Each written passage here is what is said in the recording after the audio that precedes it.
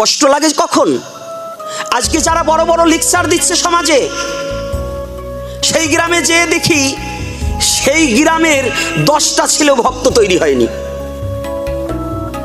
বড় বড় লেকচারের বড় বড় সাধু, ভালো ভালো সাধু দেখেছি, তার বংশেই অনাচারিতে ভরে গেছে, তৈরি করতে পারেনি। আর দেখুন এই দেশে ইসকনে আমিও এক সময় চোখ পাইতে দেখতে পারতাম না। ইসকনের নাম শুনলে আমি বলতাম এই, আমি এখন অভয়চরণ ভক্তিবেদান্ত প্রভুপাদকে প্রণাম জানাই, আমি প্রণাম জানাই স্বামী জয়পতাকা মহারাজকে, আমি প্রণাম জানাই বাংলার রত্নগর্ভা এবং বাংলার একজন রত্ন ছিল, সে কে? হ্যাঁ,